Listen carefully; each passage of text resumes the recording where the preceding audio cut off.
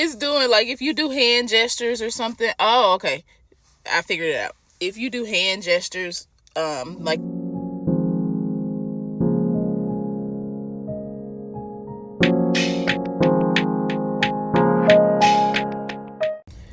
hey babies, welcome to my channel.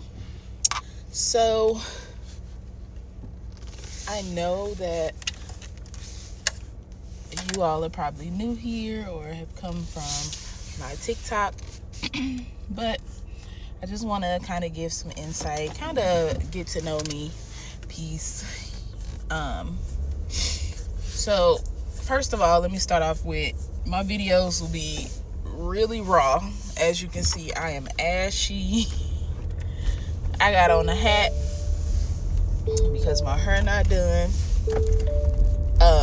But just a little bit about myself. So my name is Tiara, and most call me T-Bird. So I grew up in U-City. So if you're from St. Louis, I grew up in U-City. I'm a U-Cityan, or what some like to say, St. Lunatic, because Nelly, I know if you're from St. Louis, Nelly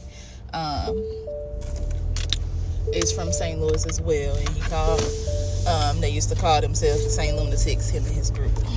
So yeah, I'm a St. Lunatic, but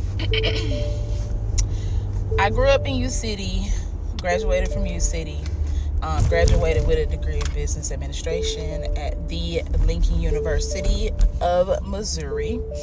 From then, well, down there, I coached a dance team as well. And then when I moved here, I started my own dance team with another person. I co-owned a dance team as well. And then now I currently, so if you're from St. Louis, you already know, but it has been a uphill battle for me, but nonetheless, the journey has been a humbling experience as well, because in the midst of that, I had decided that I was going to live in my car for 2 months. I was going to live in my car for 2 months. So I started living in my car in June. But let me rewind. So I had been saying, like, I wanted to live in my car because the price of just paying for somewhere to stay was just really, like, it was like very, I wouldn't say inconvenient. It was just like not important to me. Like, I just felt like, why do I need to pay for somewhere to stay and I'm never there?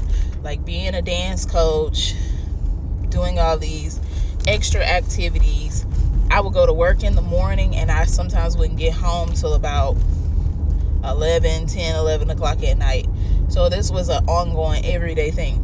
The only time that I would come back is to, bring my dog outside, because I do have a little doggy. I got a little Yorkie. So I've been saying, like I'm sick of paying bills. Like, this just don't make sense to me, how I'm working, and I gotta pay bills at a place that I'm not there. And I just felt like I couldn't really save any money because I was paying my rent, paying my utilities, and the price of, just regular everyday things, as far as like toilet tissue, deodorant, things like that, the prices are going up. Gas is too high. It was just too much going on. So I said, okay, let me give me an SUV. So I got me an SUV, and I said, I'm gonna live out my car for 2 months. Now, everybody thought I was crazy. So one thing about it is, you can't let nobody speak fear into what your plans are.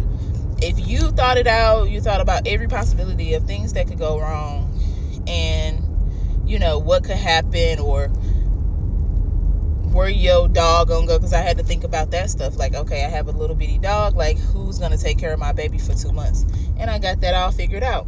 Also, like, they were like, Like, my mom was asking me, like, where are you gonna shower? I'm like, oh, I got a membership at Planet Fitness. So don't let nobody like speak fear into your plans, because I feel like this was a humbling experience for myself. And I work in crisis care, so I'm like, I understand of what the struggles are with my families who have to live in their car. However, this is not my situation. What I wanted to do was save more money. I made sure to I had it, planned out. And it might sound crazy to others, but for me, that's just what my thought process was. And I felt as though this was a great experience for me. But I did live in my car for 2 months. I don't know why I want to cry. I want to cry, but I'm just very, very grateful for those people that, made it possible for me to, keep going forward, even though it wasn't that bad. It wasn't bad at all to me. Even like I had my own fan. I had my own Arctic fan for when I would like get hot, and it would like spray out like mist. Like so it was like a fan, and then in the back you'll put like ice and some water, and then what that'll do is it'll like send out like mist and water through the fan, and it'll be cool. So that kept me cool most nights. And then I had my backup fan too, which was also like it wasn't big, but it was mid-size. Y'all, I'm trying to figure this camera out. It's just the camera is a little weird. It's different, but it was mid-size. And yeah, so it has been, the fan that I have is like mid-sized, and it has like 4 different speeds, and it stays on for 12 hours on low, I think, or 24 hours or something. It has a long span for, like how long it'll blow or whatever, and it's just like really good for that. And it kept me cool a lot of the nights, and I say that like this is unsponsored. Like, this fan is so lit, and I encourage everybody to get it for like your sports games, your picnics, outside activities, family reunions. Like, it's so good. Like, I brought that fan to the family reunion for my grandma, and it stayed on the whole time. I think we was out there for like 4 hours, and that was on high speed, and I still had time for it. The charging doesn't take that long either, which I really, really love that too as well. But anyways, that fan, I'm done talking about that fan, but it's a really, really good fan. So that kept me pretty cool at night. So what I did to like really stay cool during the summer times is that like I always had somewhere to go. Like I told y'all, like I am on the go 24/7. So it was never like I had to like sit outside all those days, which I didn't. Like, I was either at work. If I was not at work, I was at practice. If I wasn't at practice, then I was at Starbucks working. So I always had a place to go. And then at night is when I would just, sleep in my car. And that wouldn't be for long. It'd be like 6 hours, because I'd be so busy doing what I'm doing at the studio or at work or something like that. By the time it was time to go to bed, it was around that time. So I wasn't in the car for very long. And then I would wake up in the morning, and then I would go, to the gym, get like a 30-minute walk in, and then take a shower and go to work. So,